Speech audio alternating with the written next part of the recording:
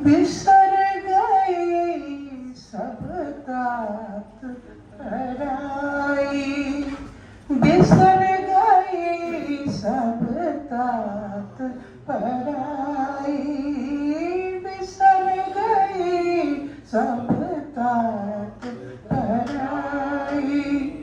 जब ते साध संगत मोहे पाई, जब ते साध संगत मोहे पाई, बिसर गए सब तात पराई, बिसर गए सब तात पराई।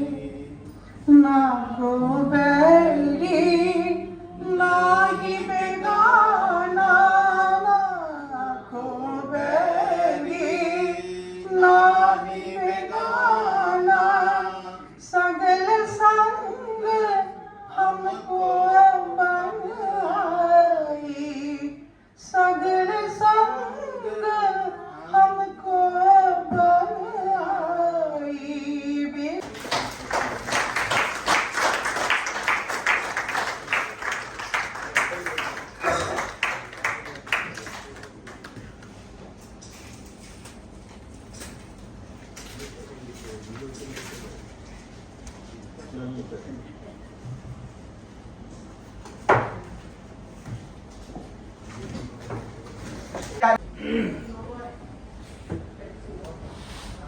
आदरणीय कुमार प्रशांत जी, डॉक्टर राकेश पाठक जी, हमारे जस्टिस पाटिल जी, आनंद वर्धन जी, कुर्बान अली जी और शशि शेखर जी, और एक मैं शायद नाम भूल रहा हूँ अभी आपका, हाँ थॉमस जी, और आप सभी आए। मैं आपका आभार व्यक्त करता हूँ। ये सोचा नहीं था कि इस तरह का कोई हम काम कर सकेंगे, ऐसा कभी सोचा नहीं था, ऐसा कुछ था भी नहीं कोई लेखन कर सकेंगे, क्योंकि मैं कोई ऐसा लेखन वाला आदमी था नहीं। पर क्योंकि बार बार मैंने कुछ बातें कही, लोगों के बीच में गई, और जिन लोगों के बीच में हमने ये बातें कही, मुझे अपनी ज़िंदगी में खुशी है कि मैं अर्ली 8 डेज में सरदार हुकम सिंह जो लोकसभा के स्पीकर और राजस्थान के गवर्नर रहे, और आज़ादी के गुलाटिए भी थे, आज़ादी का संघर्ष भी उन्होंने मास्टर तारा सिंह और अकाली दल में उन्होंने लड़ा, और वो कॉन्स्टिट्यूएंट असेंबली के मेंबर भी रहे। मुझे खुशी है कि मैं उनकी गोद में पला और बड़ा हुआ। कुछ यादें ऐसी हैं जो हमारे पास किताबों में नहीं थी।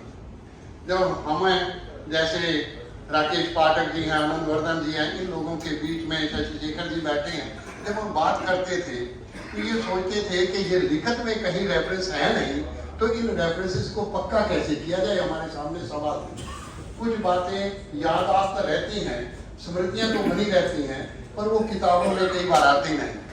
दूसरी बात यह है कि क्योंकि सिंह सभा शताब्दी के कमेटी के प्रधान बने और मैं उस समय सेक्रेटरी था उस सिंह सभा शताब्दी कमेटी का, तो मुझे ये भी लगा कि पंजाब का विभाजन कैसे हुआ और बाकी सारे हालात कैसे निकले, और मैंने ब्लू स्टार ऑपरेशन को अपने सामने देखा।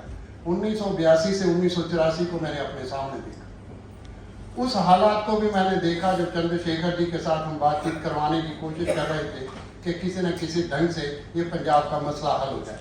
मुझे ये भी याद है कि प्रोफेसर शेर सिंह जी जो कैरों के समय मिनिस्टर भी रहे, और हरियाणा के बनाने वालों में प्रोफेसर शेर सिंह और गांधीयन भी थे, तो वो सब लोग थे, तो उनके साथ भी हमें काम करने का मौका मिला। और मेरे मन में रहा कि आर्य समाज और सिख समाज को किस ढंग से एक मंच पर लाया जाए, ताकि जो पंजाब के हालात हैं वो आर्य समाज और सिख समाज के बीच का कटु है, और उसको कैसे दूर किया जाए, इस पे भी हमने काम किया। ये मिशन के तौर पर हमने कोई ऐसा नहीं था, मेरे से किसी ने पूछा कि इस मिशन में लोग कितने हैं।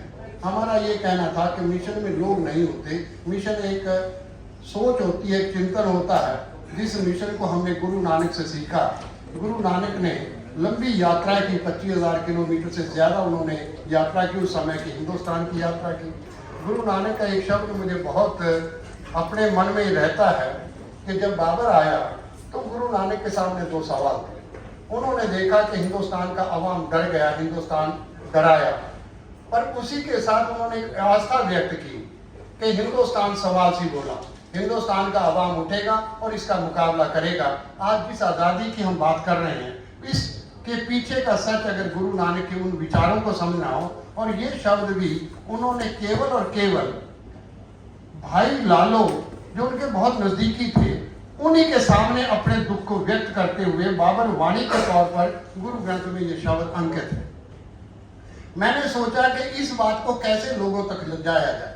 मेरे मन में एक और सवाल भी था कि जो भी पंजाब से धारा उठती है, हम पंजाबी में बात कर लेते हैं, आम जन से हम जुड़ नहीं पाते।